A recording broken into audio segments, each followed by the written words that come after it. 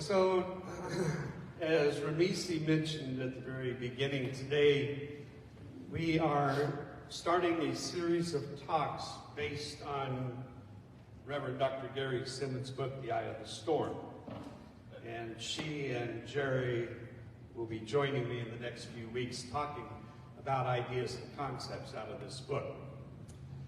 But the very core idea that is in this book is that no thing and no one is against us. Now, that sounds pretty good, huh? Nothing and no one is against us. And yet, my experience in life makes that feel like a rather improbable truth. When I first thought about doing this talk on this idea that nothing was against us, an image came immediately to my mind of a person about to be pulled under by quicksand. And so you may have seen more than one movie in which one of the characters is seen floundering in quicksand and sinks down out of sight. So, I want to assure you that as a practical matter, it is next to impossible to be pulled under by quicksand. Quicksand is denser than the human body. And so while our legs will sink into the quicksand, our chest, the torso, with the lungs and the space and the emptiness, is lighter and will float on top of the quicksand. What happens, and the problem with quicksand, is that when we get trapped in quicksand, we become stuck and cannot extract ourselves. So, applying that simile of quicksand to my life, I must admit that I can get stuck in one of the many challenging experiences that I have. And my becoming stuck proves that I believe in the exact opposite, that I have something or someone that is against me. So I have to ask you, have you ever experienced a moment in your life where you have felt attacked or challenged by another person, or a financial situation, or a health challenge? So the typical response is to say, how is this not against me? So Gary Simmons tells a story at the very beginning of his book when he was introduced to this idea that nothing and no one is against us. And Gary had the opportunity to have a life reading done by two Hindu Jyotish priests. They were astrologers who practiced a unique and a very spiritual form of astrology. And with great detail, they told him about all of the major events in his life and included his several failed marriages. And then they asked him, what had he learned from his past wife experiences? And Gary started to correct them, and he said, you mean my past life? Well, I don't remember any past life. And they said, no. Your past wife experiences. So I want to read Gary's response. He said, I laugh now at the expression past wife experiences. I guess I have learned that I can't look outside of myself for wholeness and completion. Each wife experience has given me insight into how I have placed the burden of what my well-being on somebody else.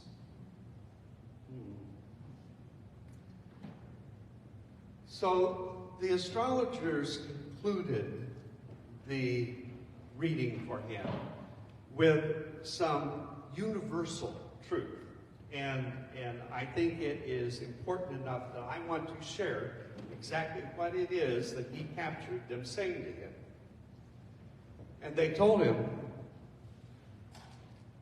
and I want you to listen for yourself, can you see how everything that is for you or against you has its roots within you? As you have learned, your wholeness can't be found outside of yourself. Are you also willing to see that lack and abundance are not outside of you either? Can you see that your struggle for wholeness and worth has been predicated upon the belief that there are opposing forces at work in your life? Two people, your wife, your children, your parents, your colleagues, friends, or even strangers on the street, hold a measure of your well-being. And in your attempts to find yourself, to get what you need, to feel safe and okay, must you first gain the cooperation, the approval, or the acceptance of others? And then they said that no one is against you. You have no adversary in your life. There is nothing in the universe that is against you or your purpose. This is what is meant by an awakened future. You must leave this room knowing only one thing, that nothing is against you. Nothing opposes you. Any experience that you may have to the contrary is evidence that your mind is rooted in separation and illusion. If you resist what seems to resist you, you strengthen the hypnotism that keeps you in bondage to your past and makes your future predictable. No one is against you. Make that your path, and you will prove the truth and discover what wholeness really is.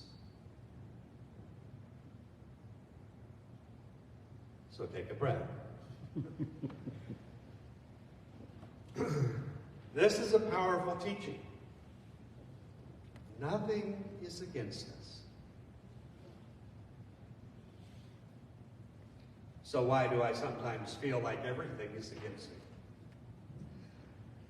I react sometimes to protect myself, to win, to be right. Well, I think there's a very simple answer. You see, we human beings have fallen asleep to our inner divinity. We have forgotten that we are in truth spiritual beings. We have been conditioned to accept the physical experience as our reality, and there we have competition and resistance and challenges and enemies. And we have been conditioned to live in victim consciousness. My experience of victim consciousness started when I was very young, and it followed me throughout my formative years and into adulthood.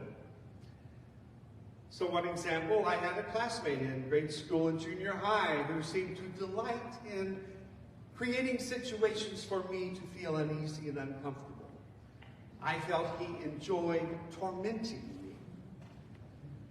And looking back on events, I suspect that most of the fear I felt was generated in my own imagination and my own shadow of not being enough. And I recognized that I lived in protective vigilance whenever he was around. This idea that our victim consciousness is compounded by our own minds is supported by modern brain science. Now, the board and I have been applying some concepts from a book called The 15 Commitments of Conscious Leadership.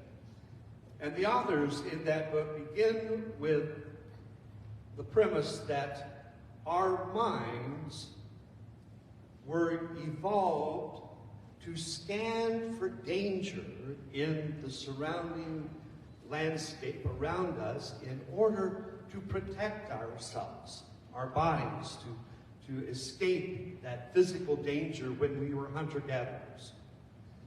And in that state, it was a survival mechanism that worked really well. But in today's world, our mind still scans, whether we are conscious of it or not, constantly for any danger that it can perceive. And in that scanning, in today's world, it has become somewhat of a liability. You see, the mind can't discriminate between actual danger or perceived danger, but it always reacts as if it was real. And we respond without conscious thought, and we end up creating our lives based on the false signal of danger. What we focus on, we bring into our lives. And we end up unconsciously creating the very victim consciousness and conditions that we later then believe are against us. It is called to-me consciousness, victim consciousness. The world happens to me, and I can't do anything about it. You see, that consciousness is clearly identified by the belief that if there is a problem, there is someone who is responsible for that problem. And it's not me. And that someone needs to fix it. And the only question that we hold is, why me? So, when life happens to me, we are truly separated from one another and from our interconnection spirit. So the authors of the 15 Commitments go on to say that we have a choice, and that choice is to awaken from this unconscious state and live instead in an understanding of what they call as by me. So by me is the creator consciousness. And Unity co-founders Charles and Myrtle Fillmore taught this kind of consciousness to their Unity Truth students. By me consciousness begins when we claim the radical responsibility for everything that happens in our lives. And when we claim that, we then get to choose to consciously create a different outcome. It is this mindset in which we become curious. And we live in appreciation for everything that happens, no matter what it feels like. You see, problems exist to learn from. If we have an issue in our life, it is because we have, at an unconscious level, created it. And so we get to ask, what can I learn here? What do I want to create now? To choose radical responsibility for our lives is empowering, because we can now make a different choice for the outcome that we have been experiencing. We can create something new. I identify the act of claiming responsibility for my life with the word awakening. I awaken to both what I have been doing to myself, and I awaken to the power of my spiritual nature to create that different outcome.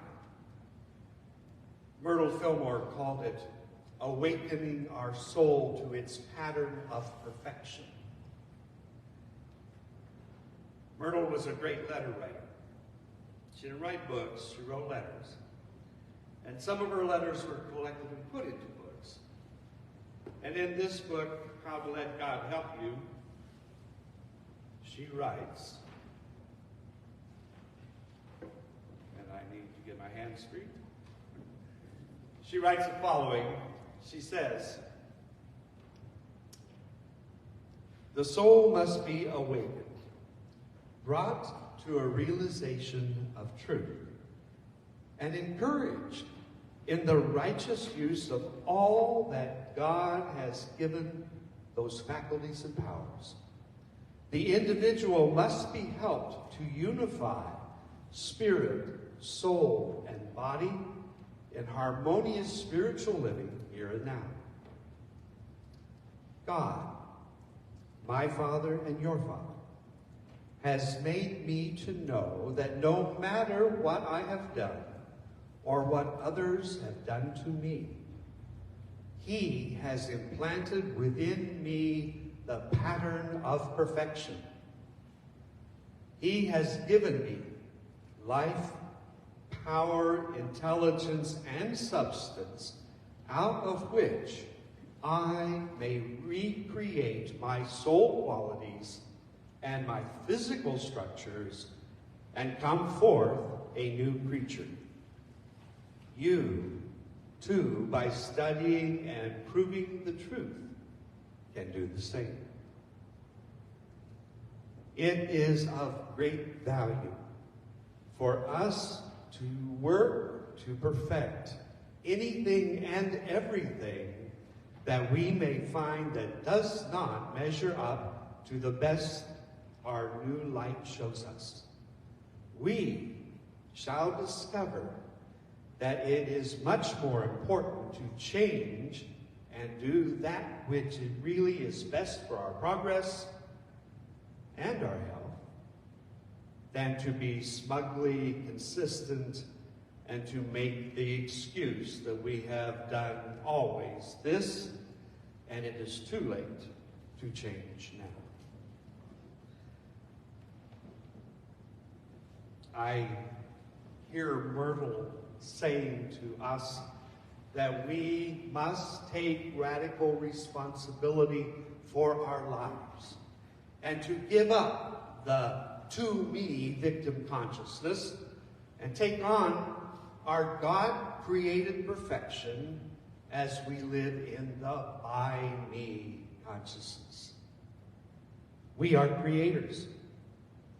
We have work to do as Unity Truth students, and that work begins by waking up.